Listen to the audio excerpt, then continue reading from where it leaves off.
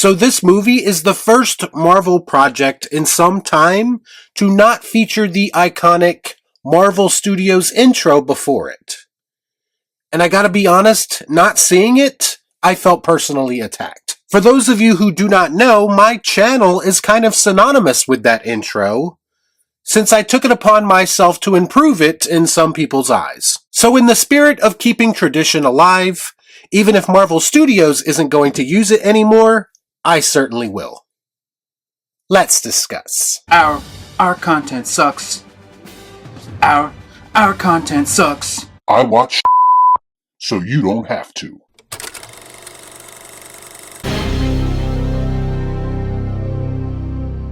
Before I get started, I'd like to kindly ask that you hit the like button, and please subscribe to the channel for more content just like this. Come on. Do it.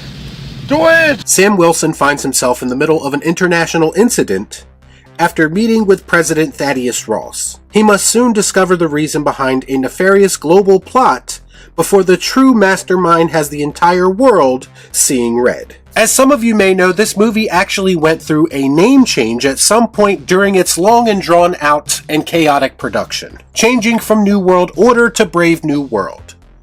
Well, I'm here to tell you that now that I've watched it for myself, I think the more appropriate title would have been Captain America Tying Up Loose Ends. Listen, the MCU has had a history of setting things up or teasing things that ultimately never happen. I mean, the giant celestial in the ocean has become a meme at this point.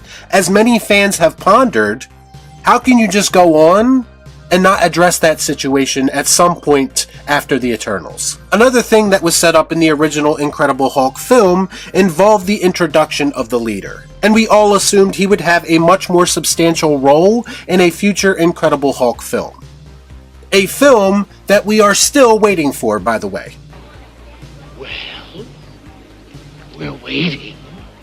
Well, this film does do its part to address two of those massive cliffhangers that have been hanging over MCU fans' heads for some time now. The only problem is that both are addressed in this film in the most unsatisfying way possible. How many times have I called Disney and Marvel Studios out for their brand of reactionary filmmaking? They like to put up the facade that they have this big master plan and all questions will be answered, and everything will be revealed at some point. But based on recent events, we kind of know better now, don't we? Both of these resolutions in this film felt somewhat desperate, and in effect, they both feel somewhat out of place. And if we're being honest with ourselves, a lot about this movie actually ends up feeling out of place. What the hell am I looking at? When does this happen in the movie? As you are watching it, it very much feels like a film that has gone through extensive reshoots. And that's exactly what happened with this movie. It actually feels like 1, 2, or even 3 different movies that has been haphazardly stitched together. And this, my friends, is exactly what happens when you go into making a film and you do not have a clear and concise vision. And if you are constantly making changes to a film based on test screening results. Now, it may work for some movies to make certain little tweaks based on things like that. But Marvel has a history of almost completely overhauling their movies to the point that they do not feel cohesive. And this is always going to be a problem for people like myself who value substance just as much as style. I mean, even in the opening scene of this movie, things are already starting to feel tacked on. It's pretty much this lazy exposition dump that hopes to fill people in on what happened in The Incredible Hulk 2008, in case you forgot. No, don't like that. Which brings me to my next biggest issue with this film, and that it plays out much more like an Incredible Hulk sequel than it does a Captain America sequel. Now, some of you might be saying, what's the harm in that? I love the Incredible Hulk, and I get it, so do I. But there is a time and a place for these things. And taking that narrative path in a Captain America movie does feel a bit strange as you are watching it. And it once again, unfortunately, feels like they are shortchanging or straight up disregarding an iconic character like the Incredible Hulk. I mean, it's almost exhausting at this point how Hulk has been treated by Marvel Studios. Now we are giving what should have been large chunks of a potential Hulk movie to a completely different character, and I just do not understand it. It very much screams of Marvel Studios not being confident in a character like Sam Wilson to carry this film on his own. He's out of line, but he's right.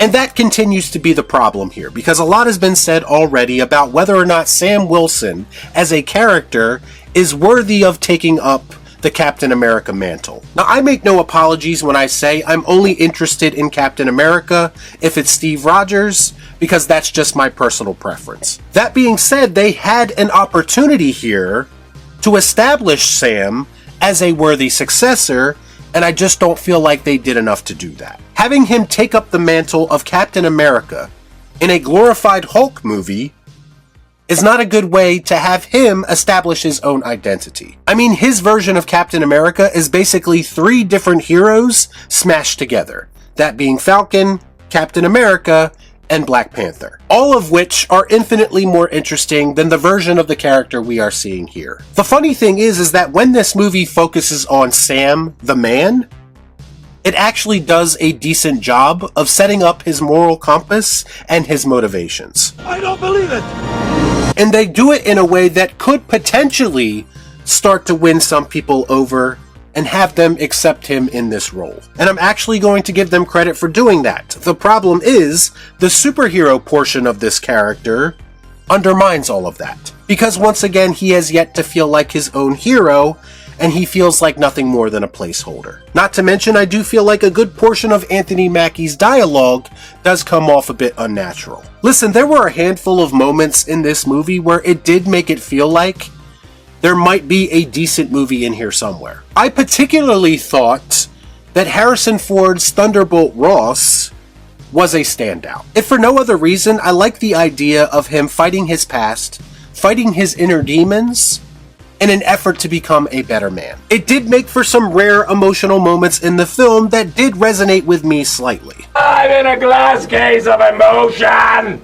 And you get a little bit of that with Sam as well, as they address the criticisms about him becoming Captain America head on in this film. He actually expresses doubts about his abilities to carry on that legacy, which I actually thought was a much more effective tactic than ignoring those criticisms altogether. It's everything around Sam and Ross's human side that makes this movie feel like a mess. Underdeveloped and one-note villains, for instance, a common problem in the MCU. Sidewinder was kind of portrayed as this Winter Soldier-esque threat in the trailer, but when you see him in the movie, he's nothing more than a glorified henchman. The leader had a lot of potential, but both his design and his actual motivations in the film feel severely underdeveloped. And Red Hulk, outside of being the most obvious and overt modern political allegory ever, he actually feels dwarfed in this film for the short amount of time that we see him.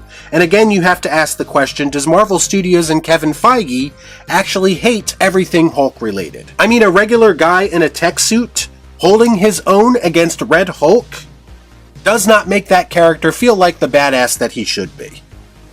I don't get it.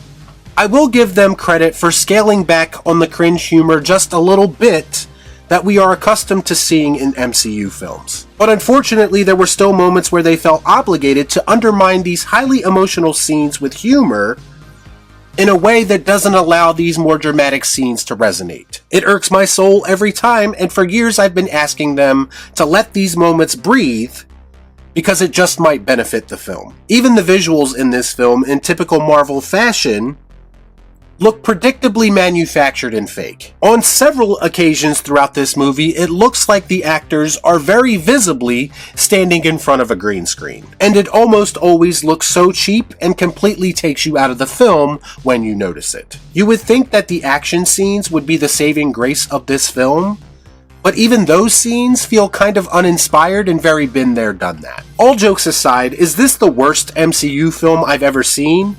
No, it's not even close. But at the end of the day, to me, it is just another MCU movie. Something very familiar about all this. A lot of the issues that Marvel films have had for a while now are still very present here. It did have some decent smaller character moments, and the score did stand out to me, if for no other reason, because of how unconventional it was. But at the end of the day, overall, this film still feels like Marvel desperately trying to push a character on general audiences that I do not think will ultimately resonate with them. Shoddy visuals, underdeveloped and convoluted plots thrown together, forgettable villains. Listen, when you have actual crew members who worked on this movie coming out and saying how awful production was, and how everyone knew it wasn't going to be a good film, you know that there's problems. It is undeniable at this point. All of this adds up to me feeling pretty much about this movie